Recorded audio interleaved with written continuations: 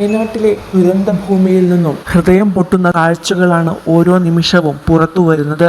ചെളിയിൽ പുതഞ്ഞുകിടക്കുന്ന നൂറുകണക്കിന് പേർ രക്ഷിക്കണേയെന്ന് നിലവിളിക്കുമ്പോഴും ഒന്നും ചെയ്യാനാകാതെ നോക്കി നിൽക്കേണ്ട അവസ്ഥയാണ് നാട്ടുകാർക്ക്. രക്ഷാപ്രവർത്തകർക്ക് അതിവേഗം സ്ഥലത്തേക്കെത്താൻ സാധിക്കാത്ത വിധത്തിൽ പാലങ്ങളും തകർന്നതോടെ പരക്കം പായുകയാണ് നാട്ടുകാർ. അതിനിടയിലാണ് ഈ വീഡിയോ പുറത്തു വന്നത്. പുഴയിലെ ചെളിയിൽ മണിക്കൂറുകളോളം കഴുത്തറ്റം വരെ മുങ്ങിക്കിടന്ന യുവാവിനെ ഞെട്ടലോടെയാണ് നാട്ടുകാർ കണ്ടത്.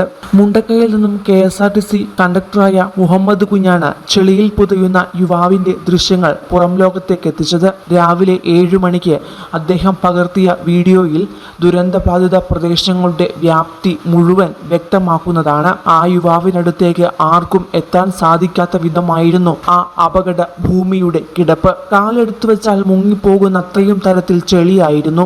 പുഴയും ഭൂമിയും തമ്മിൽ വേർതിരിച്ചറിയാൻ പോലും സാധിക്കാത്ത ഇടത്താണ് ആ യുവാവ് ചെളി പുരണ്ട് എവിടെയോ കിട്ടിയ ഒരു പിടുത്തത്തിന്റെ ബലത്തിൽ മണിക്കൂറുകളോളം കിടന്നത്. വാ തുറന്നൊന്ന് നിലവിളിക്കാൻ പോലും സാധിക്കാത്ത വിധമായിരുന്നു. മേലാസകലം ചെളി പുരണ്ട യുവാവിന് അവിടെ നിന്നും എഴുന്നേൽക്കാൻ പോലും പറ്റാത്ത അവസ്ഥയായിരുന്നു.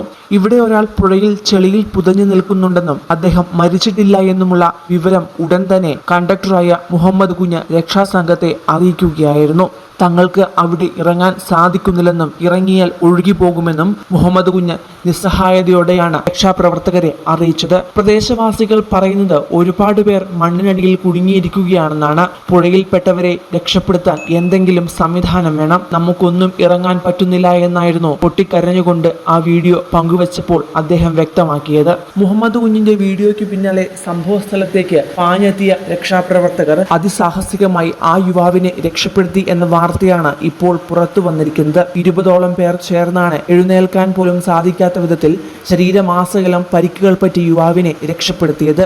ഒരു വലിയ ദുരന്തത്തിനിടയിലും രക്ഷാസംഘം യുവാവിനെ രക്ഷിച്ച വാർത്ത ആശ്വാസമായാണ് ഇപ്പോൾ പുറത്തു വന്നിരിക്കുന്നത്. ജീവന് വേണ്ടി ഒരു പിടിവള്ളി കാത്തിരുന്ന യുവാവിനെ രക്ഷിച്ച ആ സംഘത്തിന് നന്ദി പറയുകയാണ് ഇപ്പോൾ നാട്ടുകാരും. അതേസമയം മുണ്ടക്കയിലെ രക്ഷാപ്രവർത്തനങ്ങൾ ഇപ്പോഴും പുരോഗമിക്കുകയാണ്. ഇവിടുത്തെ അവസ്ഥ നരകതുല്യമാണെന്നാണ് MLA പോലും സൂചിപ്പിച്ചിരിക്കുന്നത്.